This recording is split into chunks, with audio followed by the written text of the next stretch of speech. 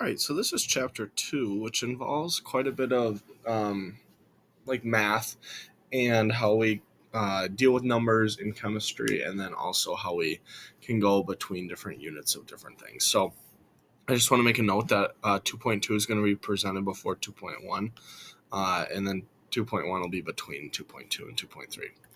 So, in chemistry, we are using measurements, and in all of science, we use measurements all the time. And measured quantities consist of a number and a unit. And when we use our units, they are manipulated just like numbers. So, when we take 3 times 4, we multiply those together. The same goes for the units attached there. So, feet times feet gives us feet squared. Okay, so we would take the 3 and the 4 and multiply it together to get the number, and then feet times feet gives us that feet squared.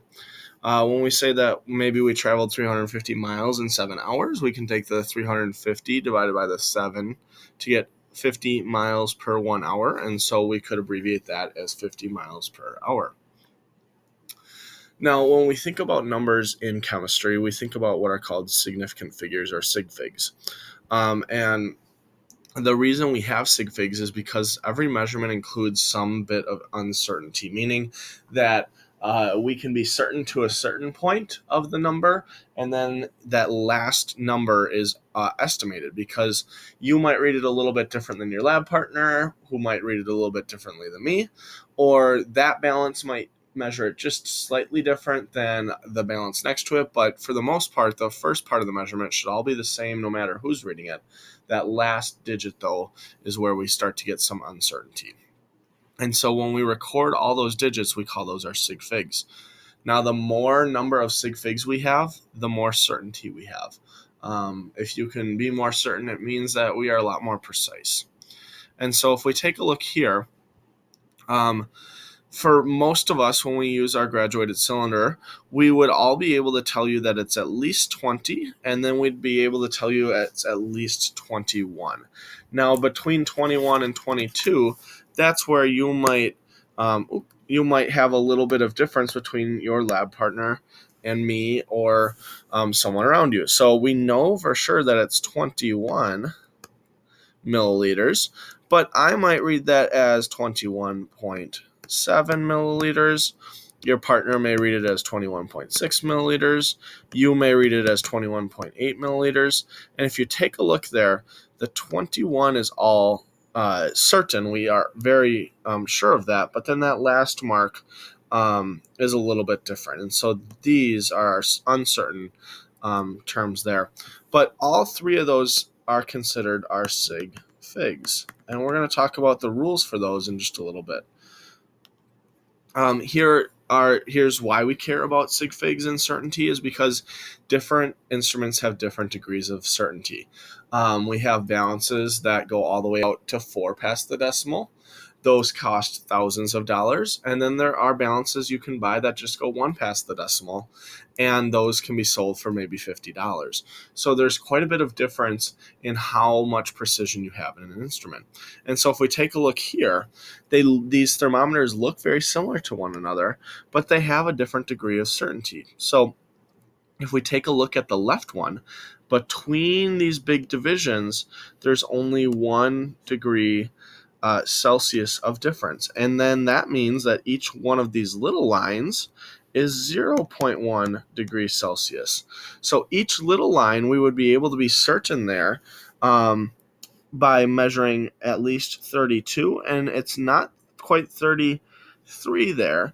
So we would measure around 32.33.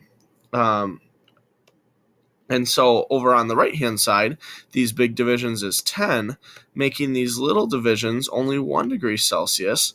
And so here, it looks very similar to the other side, but on this one here, you can only tell me that it's 32 point, and then you have to estimate that. Someone might say that it's 32.5, someone might say 32.7.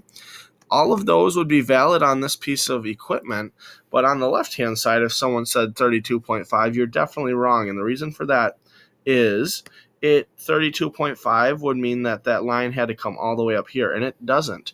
we know for sure that it's 32.3, and then you make that estimate between where it is on the 0.3 and the 0.4. So here are the technical rules of sig figs. So the rules of sig figs are that all digits are significant, meaning that any number 1 through 9 is significant.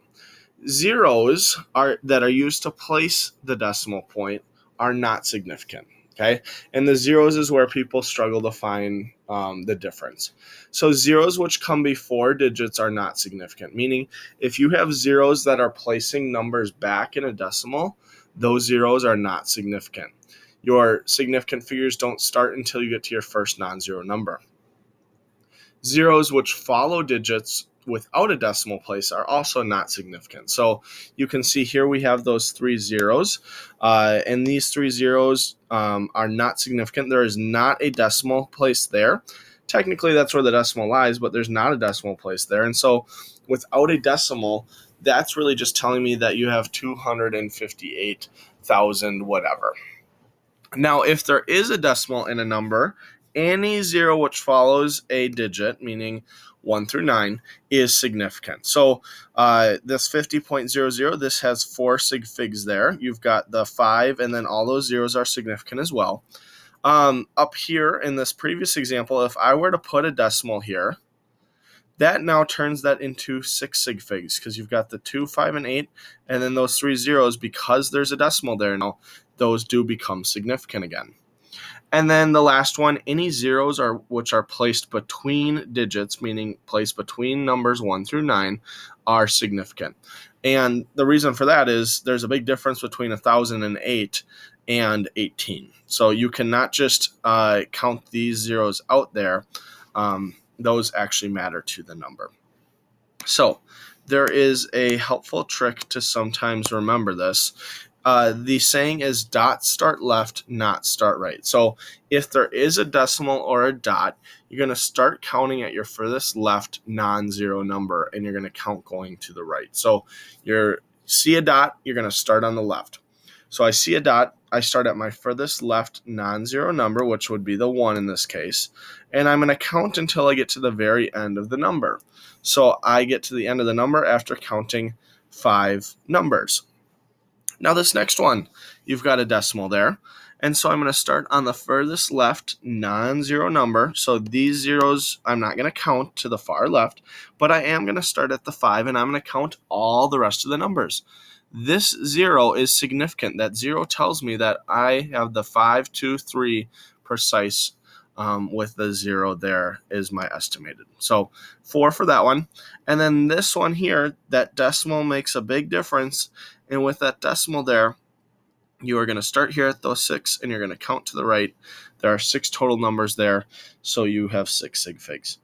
Now, if there is not a decimal, you're going to start counting for the furthest right non-zero number. So in this case here, we've got this number here. Those zeros are sandwiched in between there, and so we're going to start at the right, going to the left until we stop counting any non-zero numbers.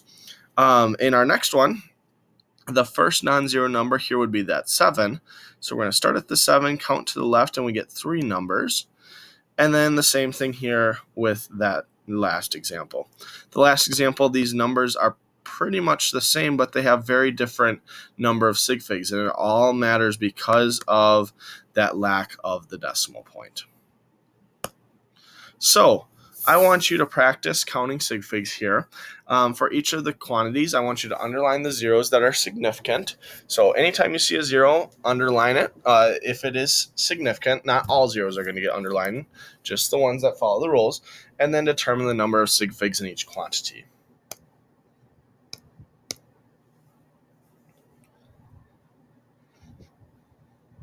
All right, so for letter A, the only 0 that is significant would be this last one. For letter B, this 0 in the middle counts because it's being sandwiched. Letter C, only the first 0 counts. The second 0 does not. There's no decimal, so that second 0 does not count. Same with letter D, just that middle 0, not the last one though. If there was a decimal place for either of those, You could have counted that second zero, but there's not a decimal. This last one, none of those zeros are significant, only the numbers that, the actual digit numbers, 1 through 9. This next one, it's just this zero sandwiched between the 5 and the 9. All the rest of those zeros are not significant because there is no decimal place. And the last one, G, this one is a little bit confusing to some people. So this one here, there is a decimal, meaning that these zeros do not count for sig figs, but these zeros do. Those zeros count because it tells us that we have a nice precise number there. And then letter H, none of those zeros are significant. They are just placeholders holding the 1 and the 2 out there. So if we go back and count them, letter A, we have 2. Letter B, you've got 1, 2, 3, and 4. Letter C, you've got 1, 2, and 3. Letter D, you've got 1, 2, 3, and 4. Letter E, you've got 1, 2, 3, and 4. Letter F, you've got 1, 2, 3, 4, and 5. Letter G, you have here, we've got 1, 2, 3, and 4. And letter H, I've got 1 and 2. So make sure you're practicing counting sig figs, where you really just need to think about where those zeros are. Most people can figure out 1s through 9s pretty easily, but where those zeros are, that's usually where we have some issues. All right, so rounding off numbers, when we round, we determine the place where the last number should be. If the number after the last number is 0 through 4, then that last number remains the same. If the number after the last number is 5 through 9, then we're going to increase that last number by 1. This is a interesting example, but if the last number is a 9 and it needs to be raised, then the previous number needs to be increased and the 9 turns into a 0. Another thing here, you cannot make numbers smaller. 1,650 rounded to 2 digits does not become 17. It becomes 1,700 or 1,700. You cannot get rid of places when you round. You have to keep the same places.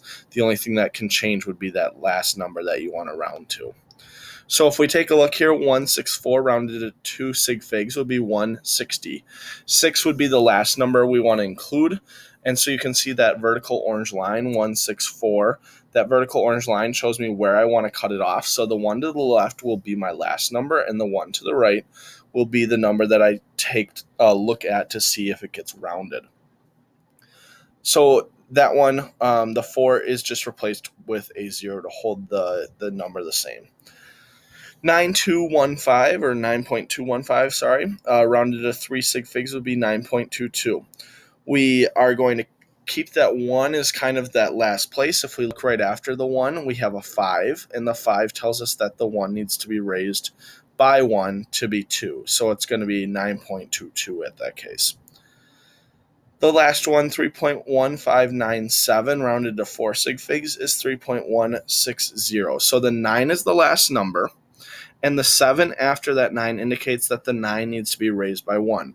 So we're going to turn that 9 into a 1, and we're going to increase the previous number from 5 to 6. So we're going to get 3.16 and then a 0.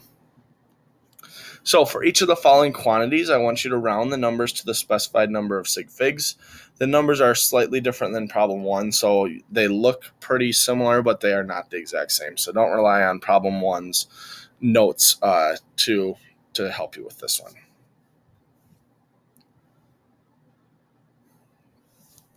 All right, so if we want to round letter A to 1 sig fig, we are going to cut off right after the 3. The number 2 after the 3 doesn't increase it, so it becomes 0.003 liters. The next one, 1.026 grams to 2 sig figs. We're going to want to cut it off here after my 1 and my 0. That's my 2 sig fig mark. And so if I take a look, my 2 is right here after where I want to cut it off. 2 does not increase, so I get 0.10 grams. 1.035 kilometers to 3 sig figs. So I want to cut it off after my 3. 1, 0, and 3 gives me 3 sig figs. If I look after the 3, I have a 5, which is going to increase it. So I have 1040 kilometers. And the next one, 53,069 milliliters to 3 sig figs. Here I am going to want to cut it off at my 0. If I look after the 0, I have a 6. So 53,000, and then I'm going to have 100 milliliters. My next one, letter E, 0.000499 to 3 sig figs. So here I'm going to be cutting it off after the 5, or after the 9, right before the 5. Since 9 is my last number and I want to increase it, here's what's going to happen. This is going to have to go to 0. This 9 would want to be increased by 1. Increasing a 9 by 1 turns that into a 0, which then increases this by 1 to turn it into a 5. So I really get 0.000500 meters. That's a difficult one there. This next one, we're going to round that to 5 sig figs. So I want to go 1, 2, 3, 4, 5, rounding it off there. I have a 6 after 9, so this 9 is going to want to increase to a 0. That 0 is going to increase to a 1. So I'm going to get 1, 3, 5, 1, 0, and then zeros all after this. Now, we haven't learned about scientific notation, so technically right now it looks like you only have 4 sig figs. When we learn about scientific notation, we'd be able to turn that into a more specific number. The next one, if we want to round this one to 3 sig figs, I'm going to go 1, 2, and 3. That 9 after the previous 9 is going to want to increase that up to a 0, which is then going to want to increase this next one up. Since it's a 9, it's going to increase to a 0, which is then going to increase that to a 7. So we're going to get 0.000700 kilograms is my answer. The next one, 126,897 seconds to 3 sig figs. 1, 2, and 3, we're going to cut it off after the 6. The 8 after the 6 is going to want to increase that, so I get 127,000 seconds. All right. So, scientific notation. Again, in your book, this is the first subchapter of Chapter 2. I just don't think it fits very well there, so it's coming in now. So, scientific notation always follows this formula. We have this n, which is a number, and then times 10 to the power of something. Now, that n must be a number with only one number in front of the decimal point, meaning that your number has to be between 1.0, 1 point something, and then 9.99999 repeating. You cannot have a 10, and you cannot have a 0. So it's got to be between 1 and technically you can start with a 9. You just can't start with a 0 or a 10. That x is an exponent that is going to tell us the change in size of n. So if it is a really large number, let's say billions, then it's going to be a positive x. If it is a really small decimal, then you're going to have a negative exponent there. So here are the steps of using scientific notation to express our sig figs. So we're going to place a decimal point just to the right of the furthest non-zero number. What I mean by that is you take a look at your furthest non-zero number and then put a decimal place right after it. Then you'll count the number of steps from that decimal to the original decimal point, and that's going to become x. If you move to the right, your x is going to be positive. If you move to the left, it's going to be negative. So if we take a look here, my furthest non-zero number would be the 1. I'm going to put my decimal place just after the 1, and I'm going to write this down. So I have 1023, and so that's what I write down there with my decimal place in it. So 1.023, and then I'm going to count how many jumps, is what I call them, to get from my new decimal place to where my old one should have been. So in this case, it took me 8 hops to get over towards where my original decimal place was. And so I now get 1.023 times 10 to the 8th centimeters. The nice thing about scientific notation is the number of sig figs that you see here is the number of sig figs you have. So in scientific notation, all zeros become significant. We write it correctly, and the zeros all become significant then. In our second example, we're going to write a small number here. So here we are going to put that decimal just to the right of that last non-zero number, which is the 6. Then we are going to count how many hops it goes to the left. So 6.78 was my decimal number, and then it took me 6 hops to the left. So since we went to the left, that's where we're going to get that negative number. Again, left is negative, right is positive. Think about it in terms of money. I'd rather have $1 billion than $0.0001. Okay, and so good things, positive things would be a lot of money, and then really small amounts of money would be kind of like negative in our perception. So I want you to, on the left side, practice turning those into scientific notation, and then on the right side, take those out of scientific notation and turn them into regular numbers.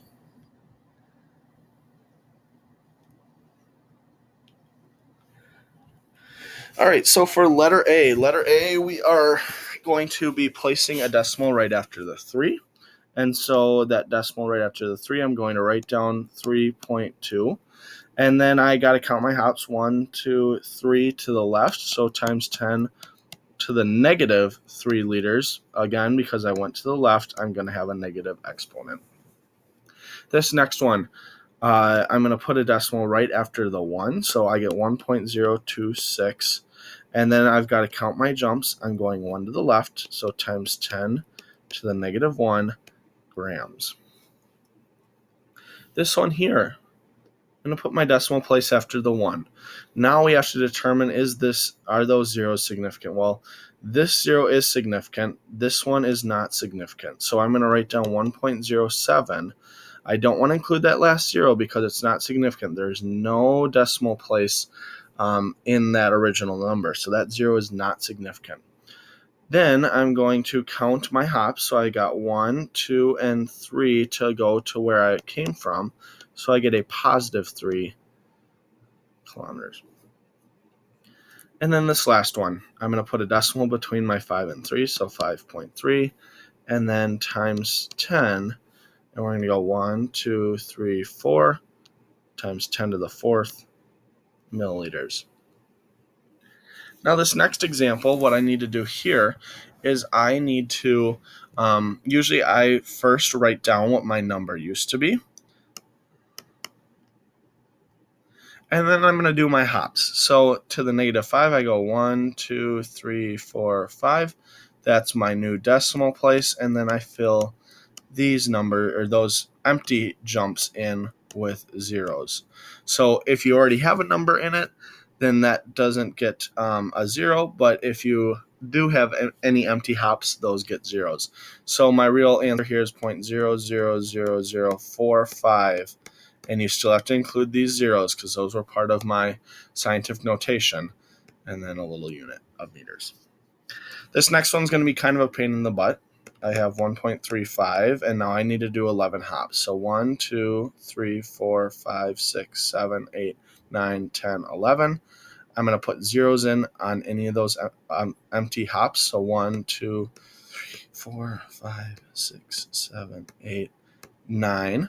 So I get 1, 3, 5. And then sometimes if you want to put commas in there to make it a little look easier to see, sometimes that helps. But that's our final answer there. This next one, 7.89. I'm going to go 1, 2, 3, 4, 5.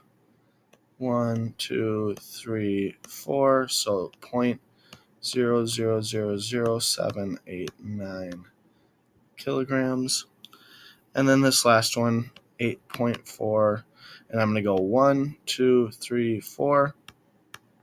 Fill those in with zeros, so I get 84,000 seconds. All right. On our next one, or how we use scientific notation in your calculators, you do not ever want to type in times 10 caret number. So when we do this, if, for example, I want to type in 4.5 times 10 to the power of 5, what you're going to do is you're going to find your EE button. And so on this calculator, which I think most of us have, you're going to first press the second button. Then you're going to press this button here, x to the -1. Right above that x to the -1, you're going to see a little letter E. And so what that's going to do by pressing second and that EE, you are then going to get this little letter E appear on your calculator. So what you need to do is you would need to press in your number before the time symbol. So in this case, we would type in 4.5. Then we want times 10 to the 5th. So I'm going to do second, find my EE button to get that little E on my screen, and then we would type in 5 after that. This all stands for 4.5 times 10 to the 5th.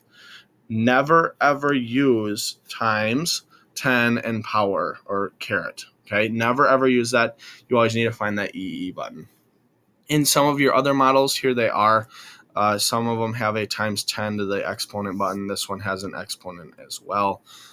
If you need some help on your calculator, please let me know.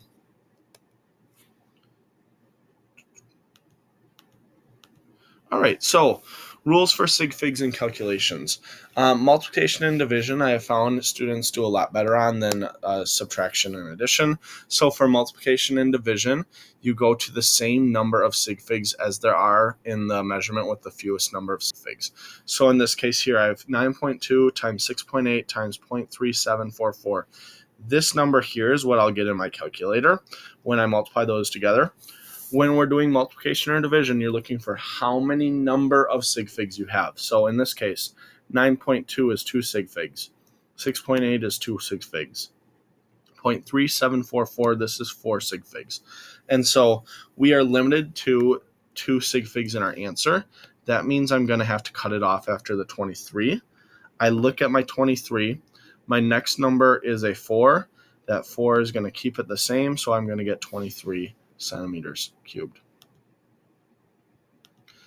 Now on this example, we've got different multiplication and division problems. Take a second, calculate those out. Make sure you count the number of sig figs, round it to the fewest of them. All right, so in this first example, the actual answer that I get off of my calculator would be 5.61900. There's a few other digits, but that's good enough. If I take a look at sig figs, I have 2 sig figs there, 4 sig figs there, and 3 sig figs there. All right, so if we take a look, I'm going to be giving you the numerical answers straight off my calculator, and then we'll talk about rounding. So this first one comes out to 5.61907. There are a few more, but we can stop there. Now we need to count the number of sig figs. So 2 sig figs, 4 sig figs, and 3 sig figs. So I need to limit it to 2 sig figs, meaning I need to cut it off after the 6. So my answer here, if I take a look, there's a 1 after the 6, so 6 can stay the same. It's going to be 5.6. This next one comes out to 4.54598. I have 4 sig figs, 3 sig figs, 5 sig figs. I'm going to be limited down to 3. So I need to round it here to after the 4. Since there's a 5 after the 4, this 4 is going to need to increase up to a 5. So I get 4.55. And then this last one here, I am going to have 24.363636. I'm got 4 sig figs, 3 sig figs, and 2 sig figs, so I'm limited to 2. Cutting it off there. There's a 3 after the 4, so the 4 can stay the same. I just get 24 there. All right, now For addition and subtraction, it's a little bit more difficult. Addition and subtraction, we need to think about the decimal place or the digit place, however you want to say it. And so with our digit place, what we have is we've got the least significant place to the left, furthest left in a digit, is less specific. So if we take a look here, this is called the tenths place. This is called the hundredths. And so the tenths place is less specific than the hundredths. And so in our answer, we have to count it, round it off to that tenths place. And so we need that 7 to be our last number. We take a look at the 8. The 8's going to round that 7 up to an 8, so we get 106.8. This next one, we've got, this is the tenths place again. This is called the 10,000ths. And so the tenths place is less specific than the 10,000ths place. So our final answer needs to cut off at the tenths place. If we take a look at the number after the 0, we get an 8. And so that 0 is going to be bumped up to a 1. So we get 863.1 milliliters. Now, this next image might make it a little bit easier to kind of take a look at this or think about it. So when we think about this, numbers to the furthest left are what we call less specific. And so in our addition and subtraction problems, we are limited to the place of the number that has the last number furthest to the left. So let's say that I'm taking 160 plus 24.67. If I add that up, my raw number is 184.67. This number went to the tens. This number went all the way out to the hundredths. And so I am limited to the tens place. So I need to round it here at my tens place. And so my answer here is just 180. Okay. So when we add or subtract, we always think about what is furthest to the left of one of our numbers. Now, in these ones here, do the exact same thing. Some people like to line it up like I just did with the decimal places all in the same place so that they can see where that last place would be.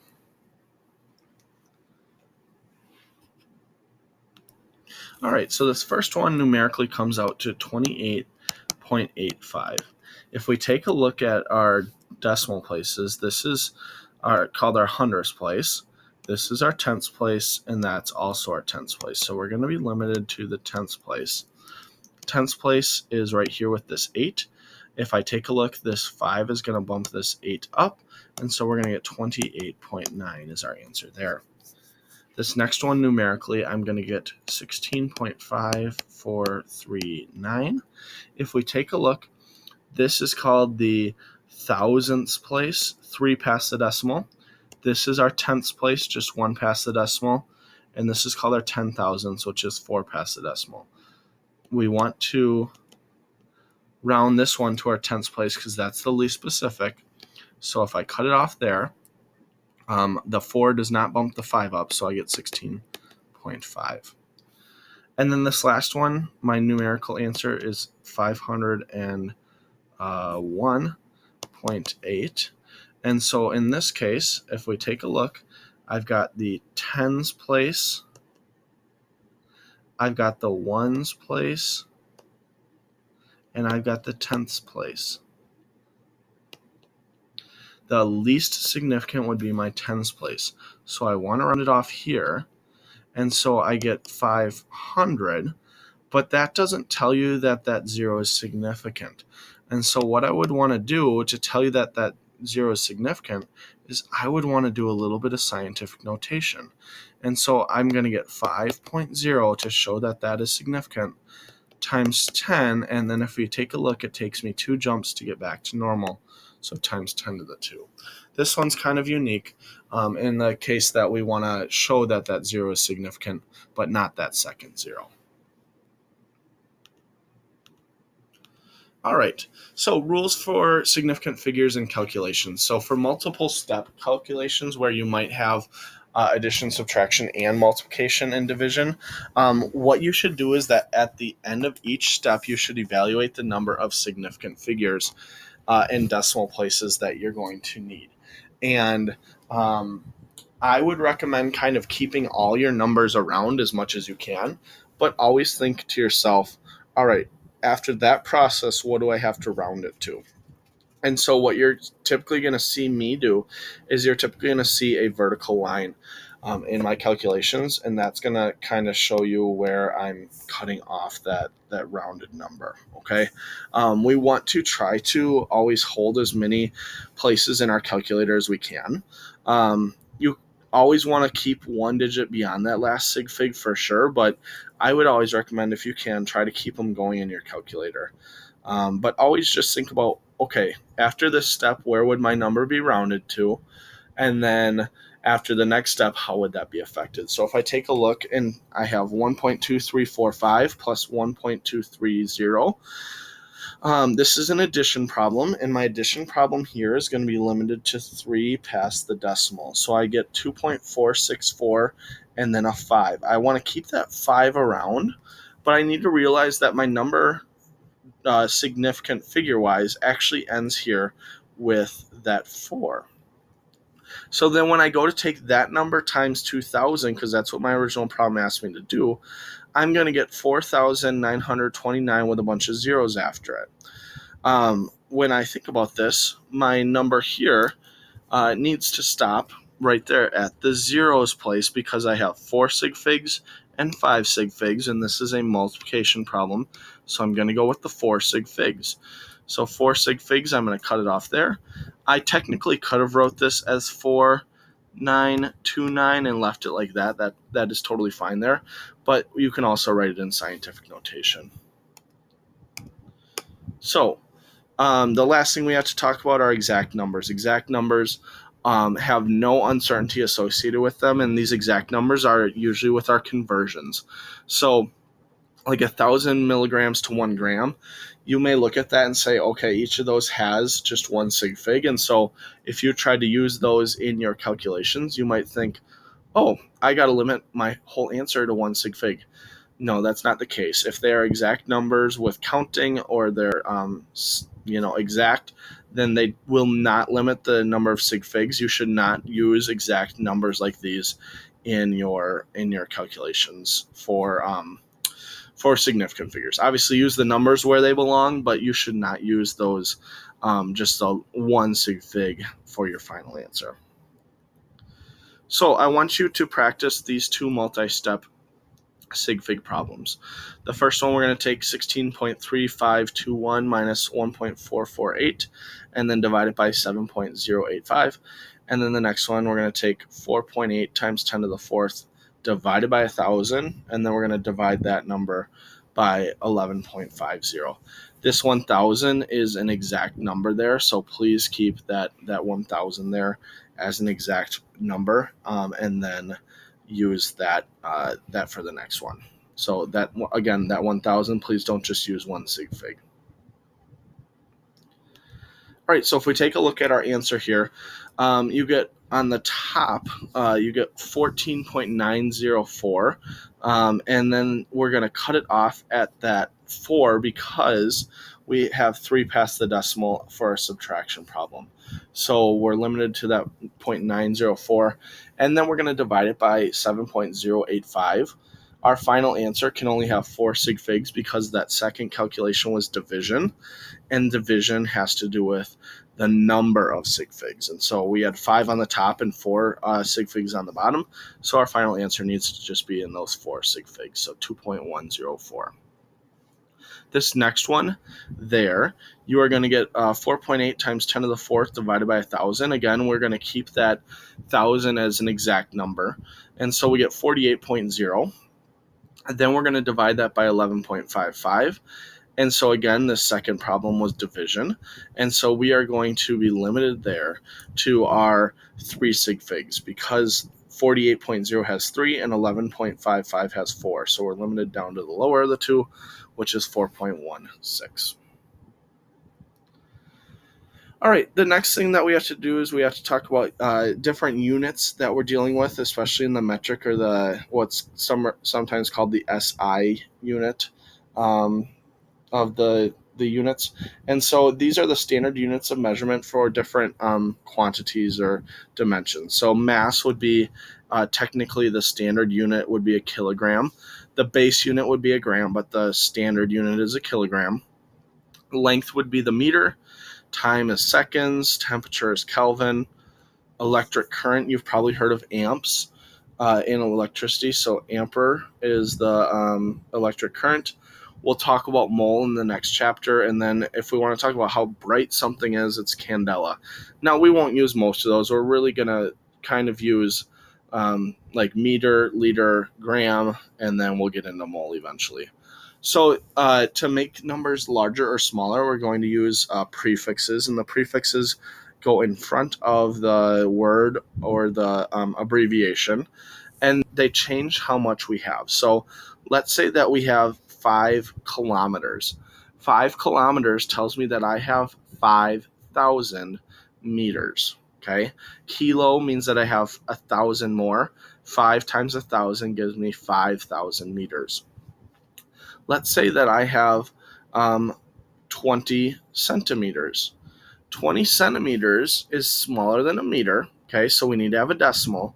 And we have 0.02 meters then in that case.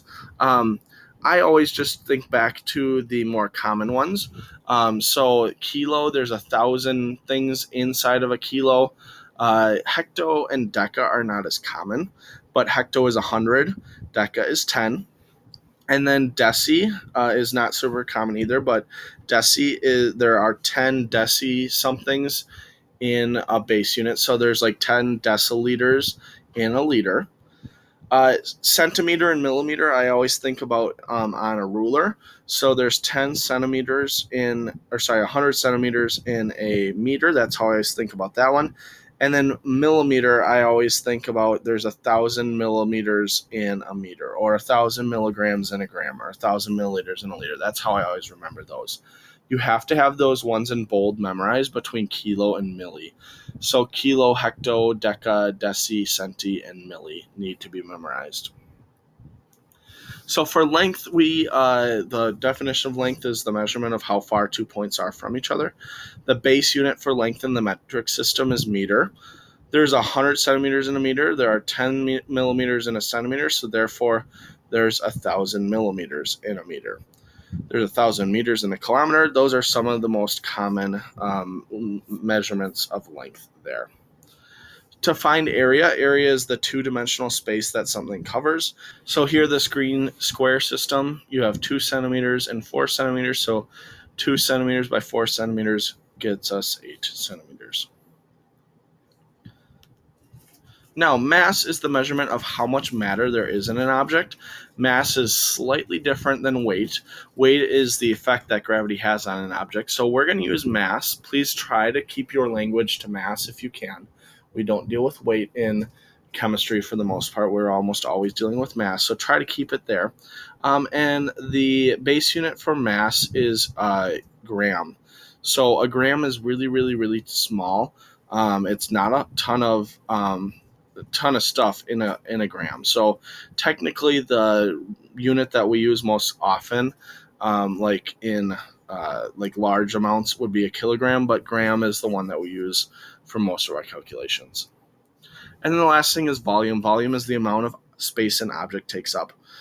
So with volume, the way that we calculate the volume of a regular object would be length times width times height.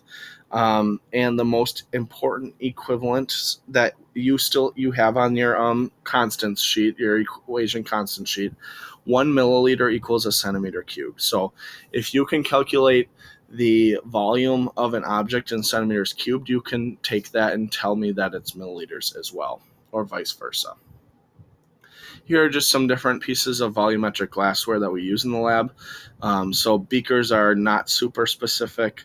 You've got Erlenmeyer flasks, the graduated cylinders, this long thing with the finger on it, that's called a volumetric pipette. The tall thing with the orange that has that little knob towards the bottom, that's called a burette. And then those two kind of bulb-looking flasks on the right side, those are called volumetric flasks. And if you take a look at the zoomed-in picture, there's a line there that what we call the meniscus, the bubble, sits on, and that gives us one specific amount. And then over to the right, those are called micropipettes. All right, so the next thing we're going to talk about is converting units. And when we convert units, what we're trying to do is we're trying to get out of something and eventually make our way into a new unit. And so when we do this, we're going to use what are called conversion factors. And conversion factors just mean that there is an equivalence of some sort between two different units. For example, there's 2.2 pounds in a kilogram. There's 2.54 centimeters in an inch. That sort of thing. So those are some of the conversion factors that we're going to use for those.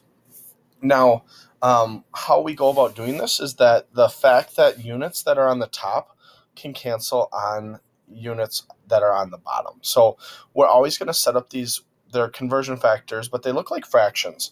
And so the first unit is always on the top. It doesn't really look like it, but that first unit is on the top. Technically, we could put like a little... we could put an over 1 kind of sign there. Technically, it could look something like this, and so it looks like it's on the top now. But you can see there that we have kilometers, and the next one is kilometers, and those two are going to cancel. And then we're into meters now on the top of by the thousand, and then we're going to get out of meters into millimeters. Now, this might seem kind of confusing. How do we get about there? Well, we'll talk about it. Essentially what we did is we used some different conversions to get through our roadmap from start to finish.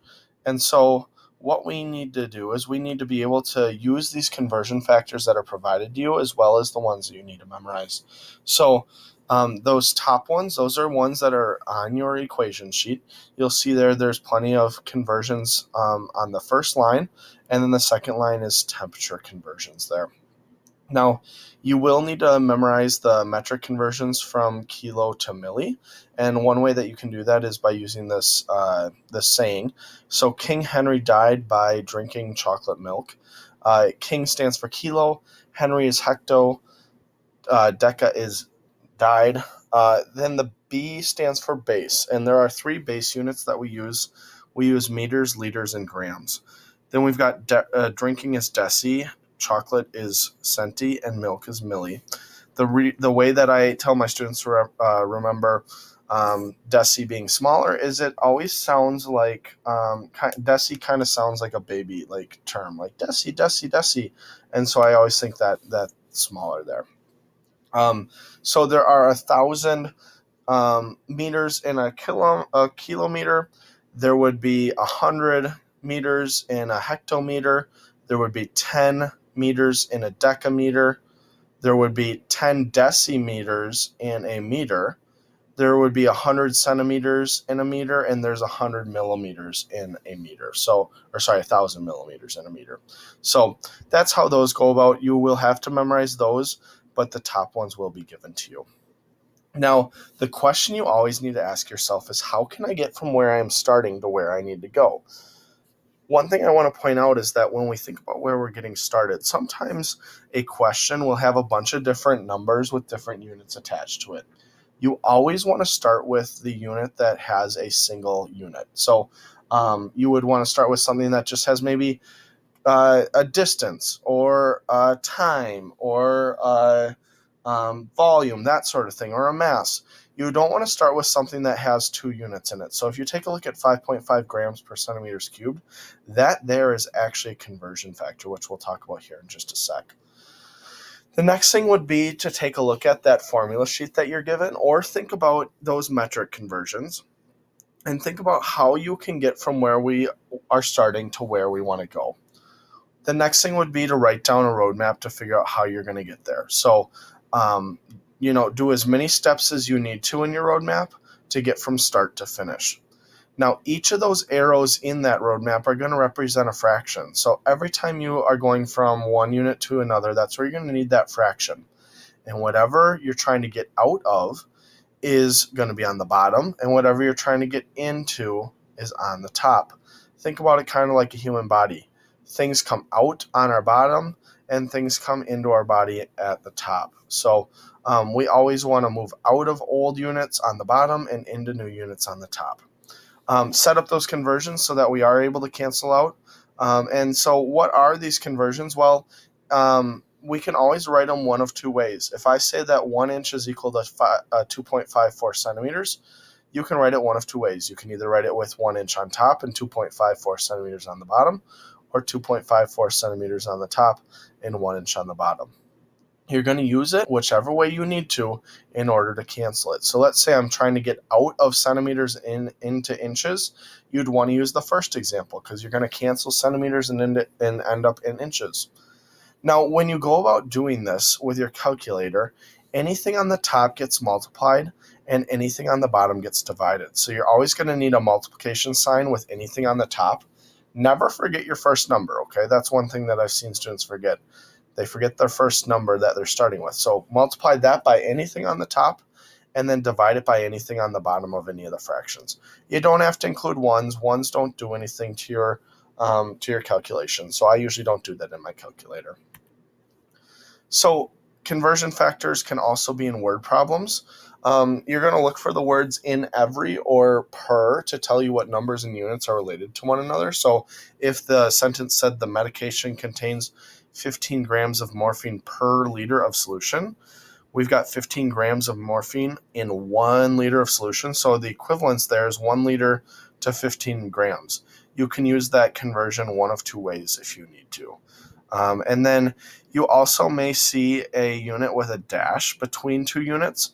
The number that is attached there is going to apply to the unit before the slash, and then the unit after the slash is always going to get a 1 with it. So if I say that it's 12.3 grams per centimeters cubed, I'm really saying that there's 12.3 grams per 1 centimeter cubed. And so you can use that conversion factor one of two ways. So here's a converting example.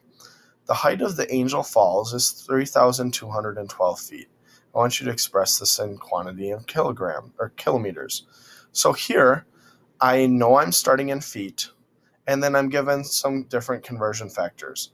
I'm going to be able to get from feet into mile, and then I'm going to be able to get from mile into kilometer. And so if we take a look here, my solution, I'm going to start with my 3,212 feet. Then I'm going to use feet on the bottom and mile on the top.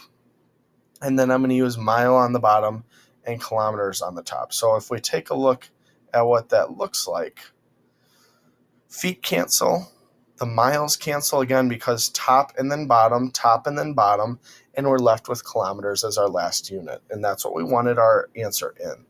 So in our calculator, we would have wanted to take 3,212 times 1.6093 divided by 5,280, or some people do each fraction at a time. So some people might do 3,212 divided by 5,280 times 1.6093.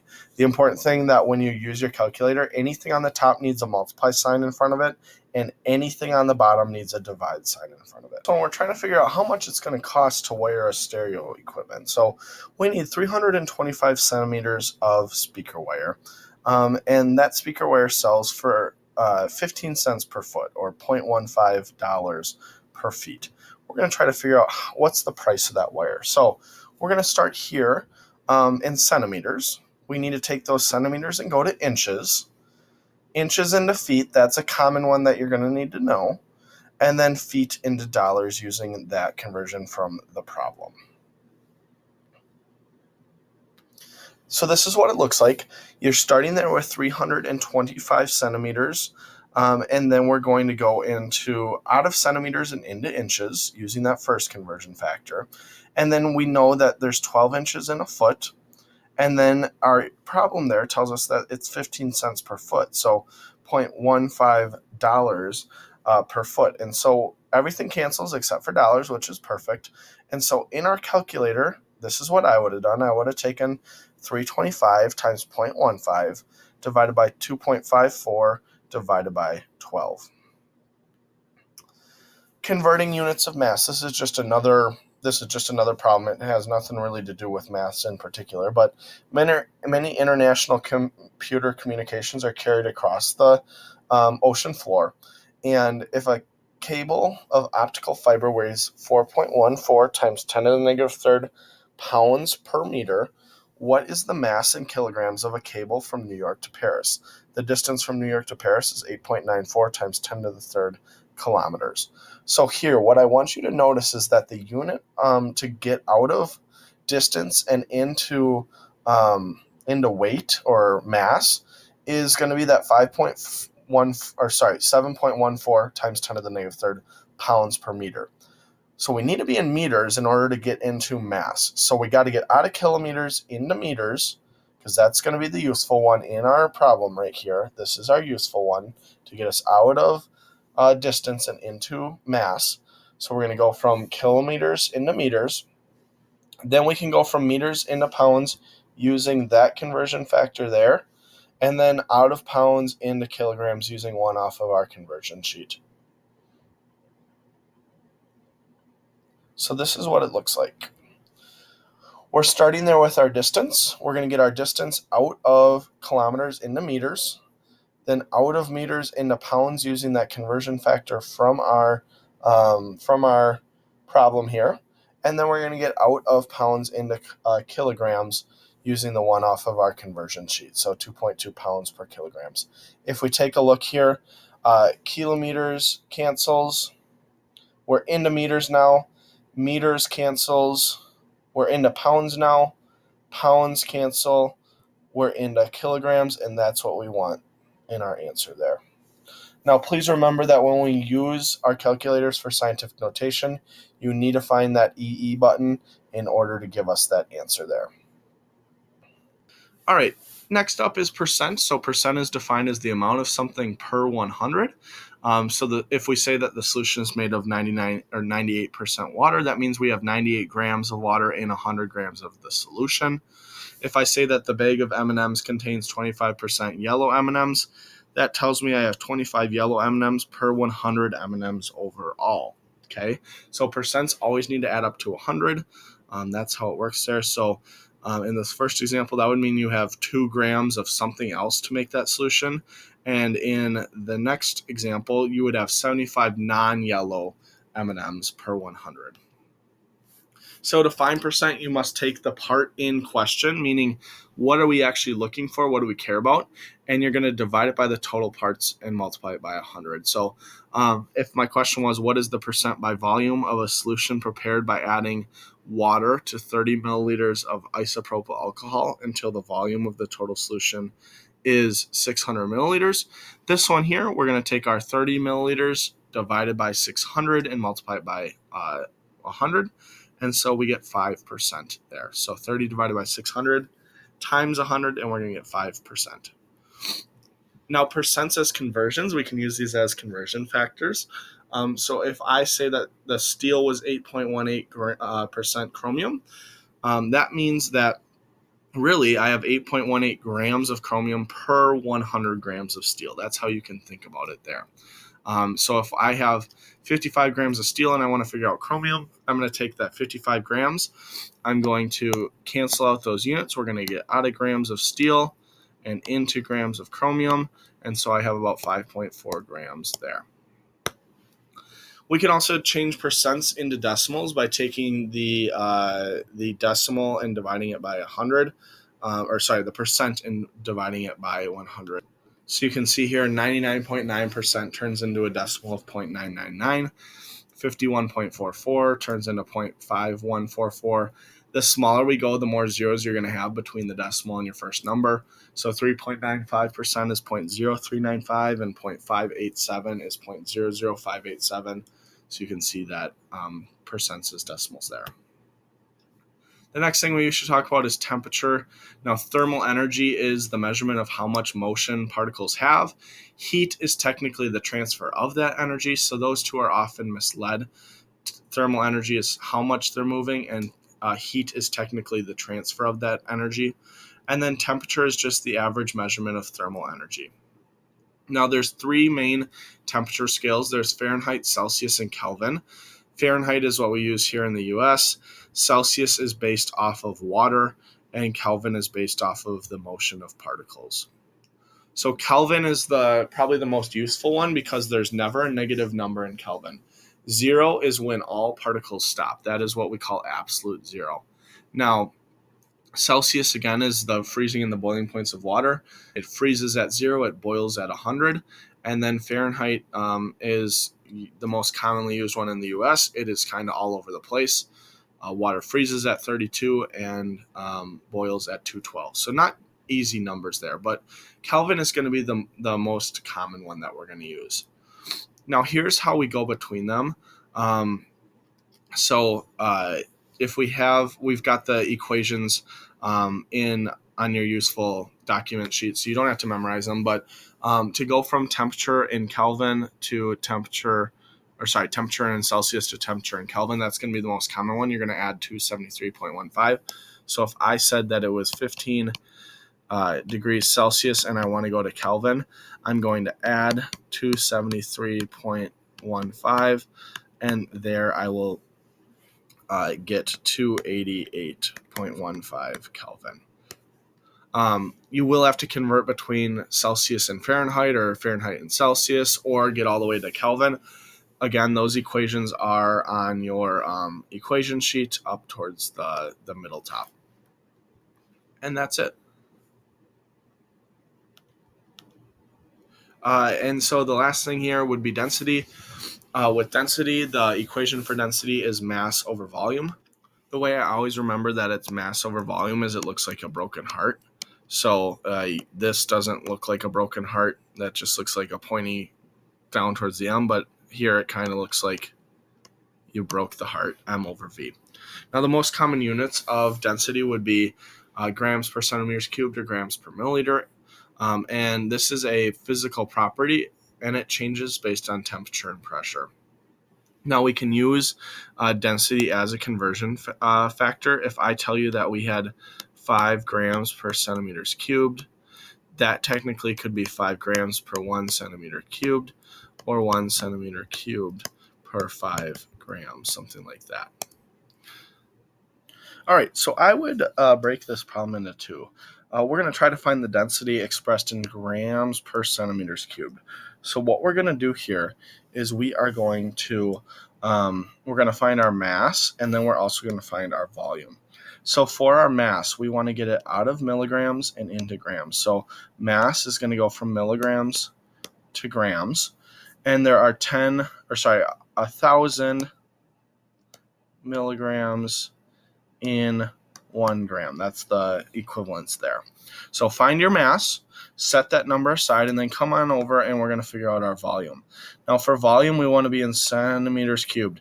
So to get to centimeters cubed, we're going to have to take centimeters times centimeters times centimeters.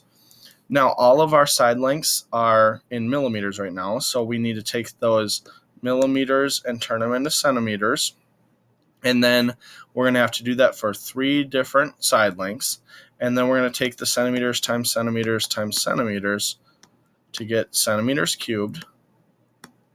And then our last step here could be to take that grams from this side, on the left side, and then divide it by our centimeters cubed from our volume side.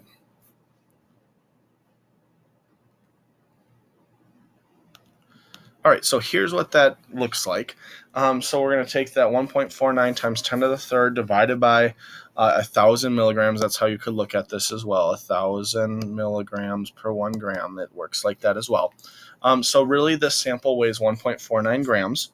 And then we're going to get out of milligrams into millimeters into centimeters. So one of our side lengths is 2.09. Another one is 1.11, and another side is 1.19.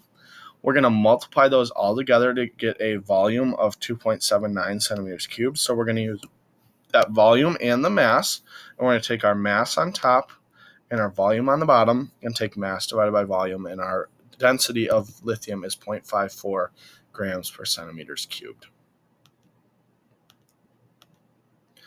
And the last few things we have to talk about would be precision and accuracy. So precision refers to how close the measurements are to each other, and accuracy refers to how close each measurement is to the actual value. I'll be honest, it is really hard to have high accuracy and low precision. This dartboard example down here does show that, but I don't think that's very common. Typically, if we have high accuracy, we also have high precision. So quite honestly, I don't really think of this as being an option. I think of us having low accuracy and low precision. Low accuracy but high precision means that you're close together. Your trials are close together, but they aren't close to what we should be getting to. And then high accuracy and high precision means that they're grouped nice and close to each other. Here would be a graphical example. So this would be precise and accurate. Okay, so high precision, high accuracy. They're where we're supposed to be on that graph, and they're close to each other. And this one would be what we call precise but not accurate. They're close to each other, but they're not close to where we're supposed to be. And then the last thing I should talk about is a little bit of algebra. So the golden rule in algebra is you do to one side, you must do to the other side. So if we take a look here, we've got 3x minus 20 equals 25. So what I'm going to do here is I'm going to add 20 to each side to get that 20 off of this side. So I'm left over with 45 equals 3x. Now I want to get that x all by itself, so I'm going to divide it by 3. So x equals 45 divided by 3, which is 15. Fractions become a little bit more difficult with fractions. Anything on the bottom needs to be multiplied to get it off of the bottom. So here, I'm going to take my 2x over 15. I'm going to multiply by 15 to get rid of that 15 on the bottom. But that leaves me with 8 times 15. So that turns into 120. I'm left with just 2x there. I want to get x all by itself. So x, I've got to divide both sides by 2. So x equals 60 there. And then this last problem here, I've got to get my x off of the bottom. We never want an x in the bottom of a fraction, so I'm going to multiply that up to both sides. So 3x gets canceled off of the bottom there. 3x times 7 leaves us with 21x. Then I'm going to divide both sides by 21. So 10 divided by 21 is going to give me that 0.476.